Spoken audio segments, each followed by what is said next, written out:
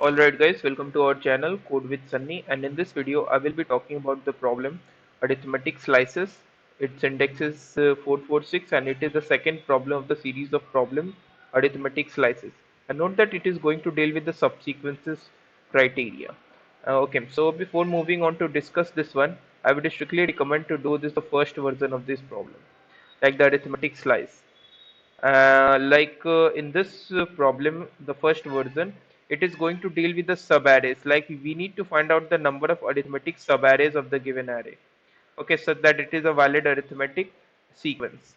So dealing with the subarrays is like pretty much easy, and you are going to deal with the O in O of n time with the help of dynamic programming. But the problem lies here in this question, like arithmetic slices second and dealing with the subsequence.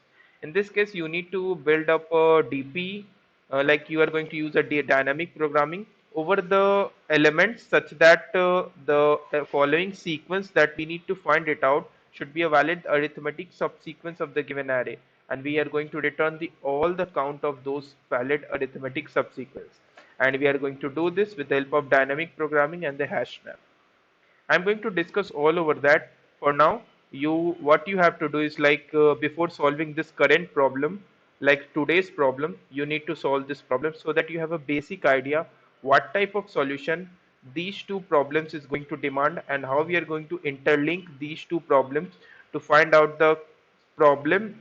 We would be having some hints to solve this problem, like a subsequence type, because you'd be having the idea that how we are going to transform your current solution and your ideas also to solve this problem, like dealing with the subsequence part. And this is going to be like very much important if you are doing the competitive programming.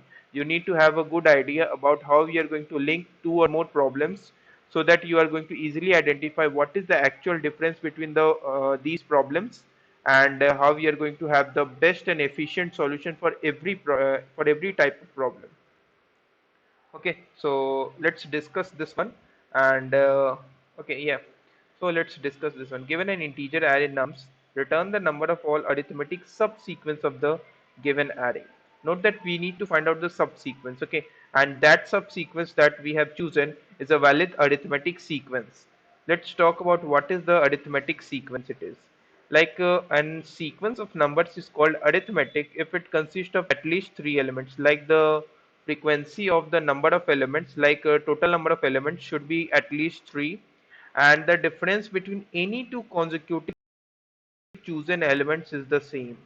Like we need to choose a subsequence first, and then that sequence of elements should have, like, the total number of elements should be at least 3, and every consecutive element of that chosen sequence of elements should have the same consecutive difference, like same difference of the consecutive elements.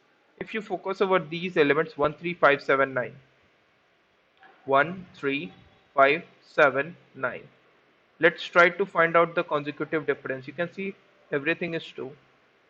So this is a valid arithmetic sequence, and this array that we have chosen right now must be a subsequence of the given array that is being given in the input. Okay, so we need to just find out all those arithmetic subsequences. Okay, and there is a definition of subsequence that is being given to us. I'm not going to deal with these type of definitions. Okay, so let's look over the constraints. Nums dot length is 1000. So we would be having a O of n square dynamic programming solution to find out the total number of subsequence, valid arithmetic subsequence. I'm telling the dynamic programming because like in most of the cases when we need to count down the total number of subsequences for a given array under certain conditions, and the constraints are these types, like 10 raised to the power 3. In general, most of these solutions are based on DP, so you'd be thinking for that also. Like when I first seen this problem, I was like thinking about the dynamic programming solution, to be honest. And here comes it is, and we will be dealing the DP solution. Okay, so let's try to understand this problem with the help of examples. Okay, so let's try to understand first the concept of like arithmetic slice, like the first version of this problem, because this is going to be important. Suppose we have this 2, 4, 6, 7, and 8. Okay, and this is like we would be dealing with the subarrays right now. Subarrays means we need to find out the total number of valid arithmetic subarrays. Okay, now you can see that like the valid arithmetic subarrays means the subarray is having at least three elements. Okay, so let's pick out this one like 2, 4, 6. So this is a valid arithmetic subarray. You can see, yes, it is a valid one. And can you pick up 4, 6, 7? No, you cannot pick up because the difference between 4 and 6 is 2 and 6 and 7 is 1. So we cannot pick up. Can you pick up 6, 7, 8? Yes, we can pick up 6, 7, 8. So this 2, 4, 6 is a valid arithmetic subarray. Note that I'm talking about the first version of this problem, valid arithmetic subarray. Okay, and again is 6, 7, 8. Okay, and like this is for length equal to 3. Can we have length equal to 4? Like 2, 4, 6, 7? Not possible because we would be having difference as 2 as well as 1. Can we have 4, 6, 7, 8? No, it is not possible. 4, 6 has the difference equal to 2. 6, 7 has the difference equal to 1. So it is not possible. Every consecutive element should have the same difference. Can we have the entire array as our answer? No, it is not possible. So there are two ways of finding, like there are two answers, valid arithmetic subarrays. Now, how we are building up the answers, this is going to be important. We would be finding it out with the help of dynamic programming. And how it is going to be done? Let dp of I is going to say that total number of valid arithmetic subarrays ending up to like ending at the element ai. Total number of valid arithmetic subarrays ending at the element ai. Okay, now you can see that the subarray should be having at least length equal to 3. So here our answer would be 0, and here also our answer would be 0. Now here starts the answers.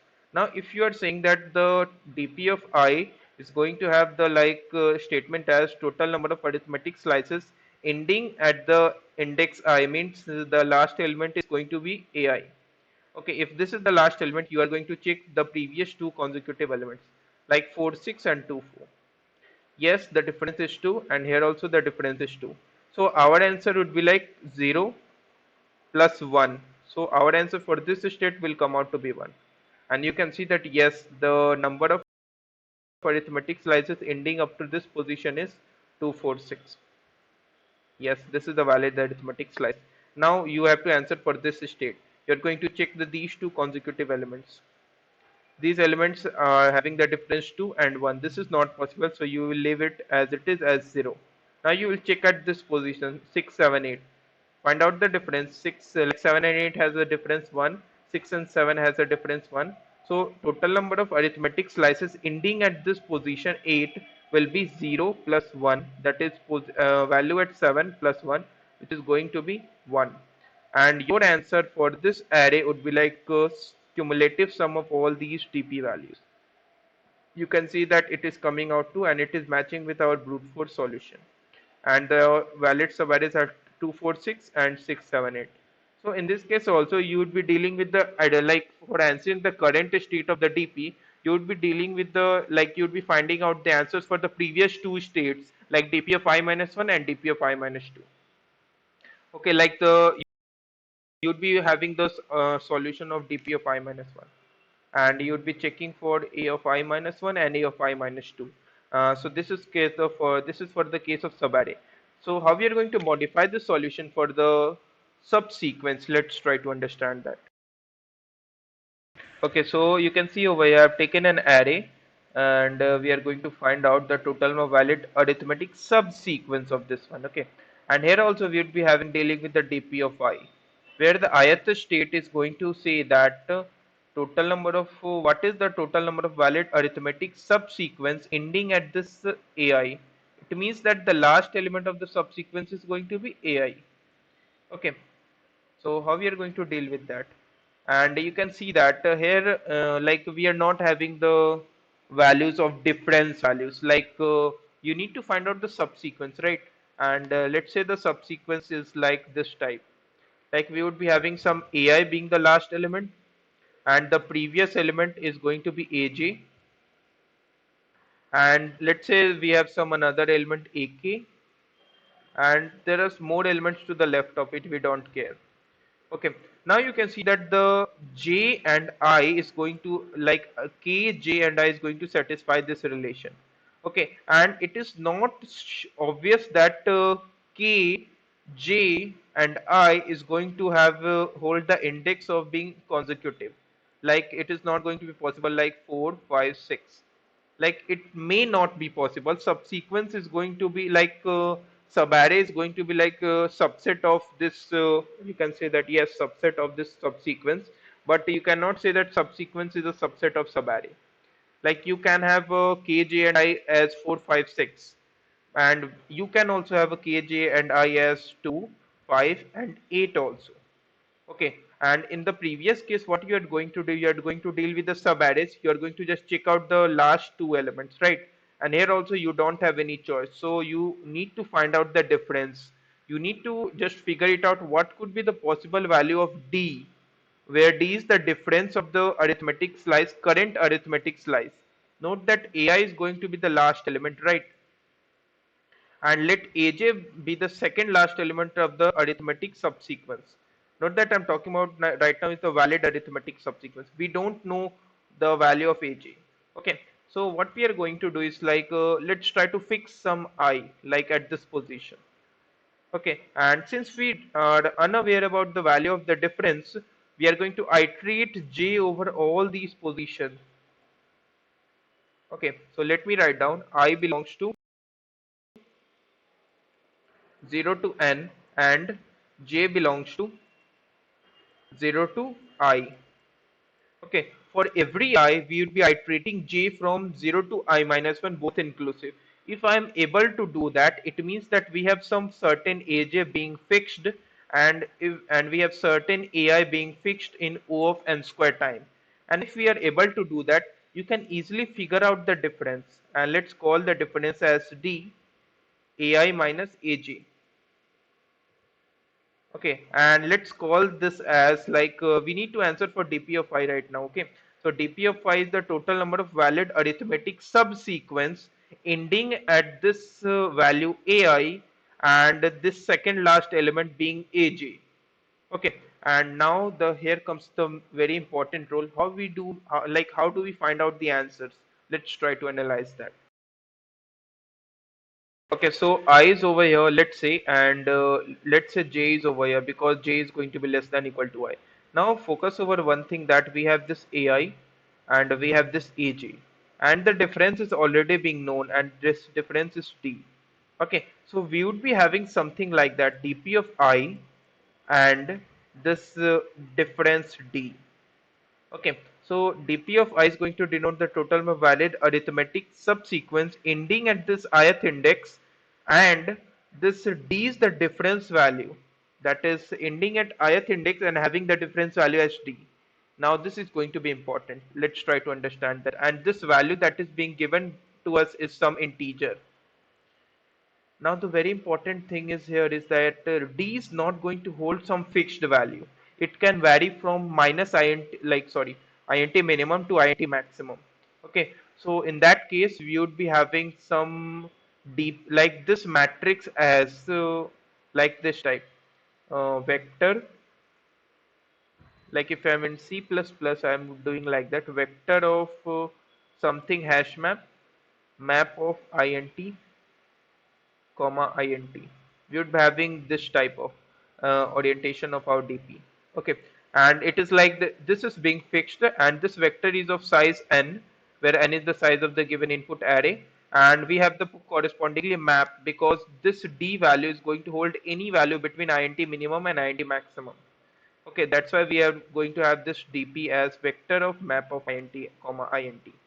Okay, now the thing is like we would be having aj right over here, and we would be just claiming it that we are going to have this as the valid arithmetic subsequence where the last element is ai. Now you are going to have some sequence of elements over here. Let's call it as ak and all that. So our answer is going to be incremented by which value? Let's try to understand that.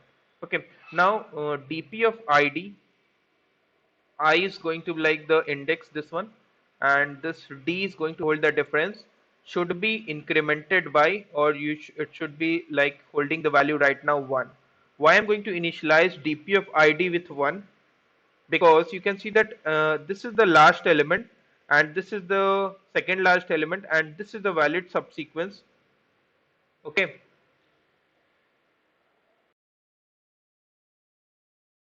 and the count of the subsequence is exactly 1. You can see over here, like this is the only one subsequence. You can see AJ and AI is the one of the subsequence, and their difference is D. That's why we initialize it with 1.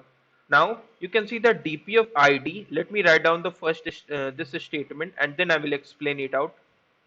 Will be also incremented by DP of JD.